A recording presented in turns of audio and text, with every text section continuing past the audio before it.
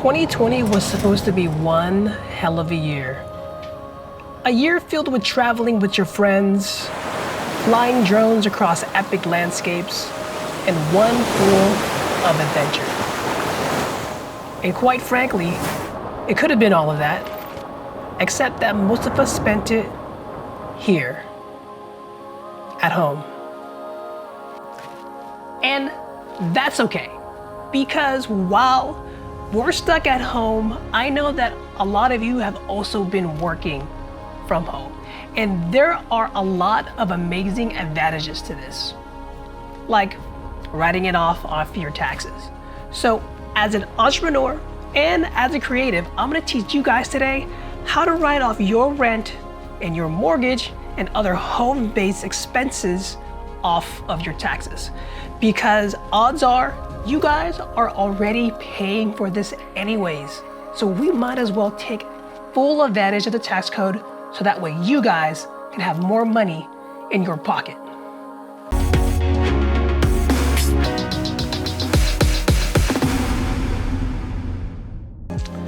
So, step one, you need to have a home-based business.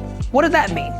That essentially means you need to be an entrepreneur or you need to have a business. One can be the same, all right? Any kind of profession qualifies. You can be a barber, a YouTuber, videographer, photographer, personal trainer, marketing agency, designer. Any profession works as long as you're making money and you have a business. And lastly, you need to file this on your taxes. So as long as you have this, you can qualify and write off your home-based business. That was step one. Step two, prep your office. Since I need to edit, I've asked for some help. First, make sure pets are out of the office. Sorry, that includes Fido. Second, remove entertainment. Yes, that piece 5 needs to be gone. Third, clean up the office so it looks like an office.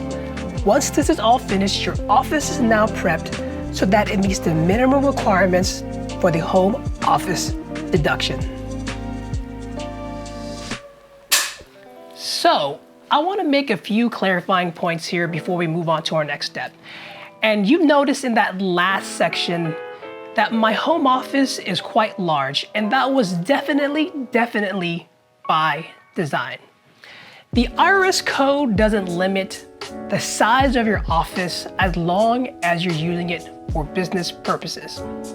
What I mean by design, I mean that if we use a bigger portion of our home as an office, we get a bigger write-off. Now, I understand that a lot of you can't do this. So if you are only using your room as a studio, do that.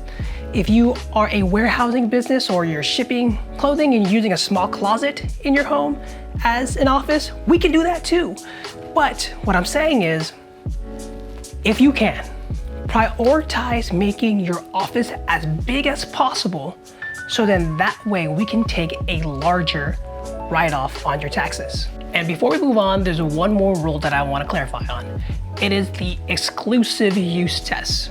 So on that last scene, I convey that Fido needs to leave, you can't have a PS5 and you need to clean up. Well, because the home office needs to be exclusively used 100% for business. That means you can't have anything personal related in your office. And that does have some conflicts of interest because there might be some times where you want to convert your dining room table. You work there so often. But if you have dinner there with your family, sorry, you can't use that as an office. You have to fully convert that section for business, otherwise it doesn't qualify. Now I know it hurts because you want to convert everything, but hey, you gotta meet the rules. And as long as you do, we can write it off. Now let's get down to the calculation. Step 3, measure the size of your office and home. If you remember geometry, you need to find the volume of your office, which is the length multiplied by the width. For this purpose, I have drawn up a simple rectangle so it's easy to understand. So start by measuring the long side of your office, which is the length. Then, once that's done, we need to measure the width, which is the short side of your office. After that, measure your entire home, or you might even have the floor plan, which can make this easier. All right, guys, so thinking caps on right now. We're about to do some math. Going back to our value, let's simplify some things. So let's say your office was 100 square feet, and then the total home size was 1,000 square feet. So then now you have 10%. And then what you want to do is get how much you pay in rent and multiply it by 12. Assuming you were there for a full year, it'd be 12, but if you moved in to a home or an apartment mid-year, then you'll multiply it by how many months you were for that year. So let's say you spent $1,000 a month on rent, that'd be 12,000. Then 12,000 times 10% equals 1,200. So then now you can write off 1,200 off your tax return.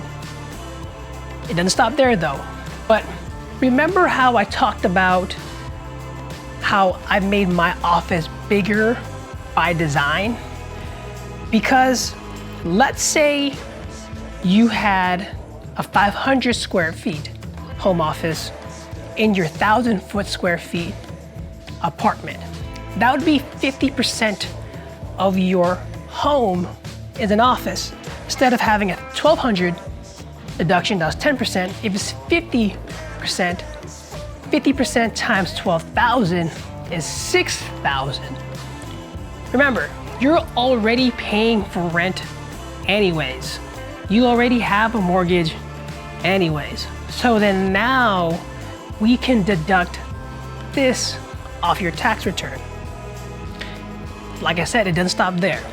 That same value, we can write off now repairs, windows, lights, fixtures, all these other things, maintenance that you have to do in the home, rodents, that's included too, termites.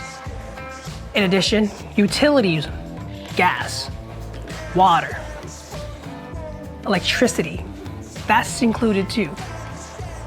So there are a lot of benefits that go into doing this. So the bigger your office, the bigger deductions you get, because it's just gonna be multiplied across the board. All right, so before I end the video, I wanna talk about a few other things that benefits you from having a home office. Is now you can deduct other things that's involved in the office. So for example, those curtains here, that's in my office, deduct that. When we have decor, talking about paintings, canvas art, decorative art for the office, deduct that. Furniture, I have all my camera gear and supplies in here, office supplies.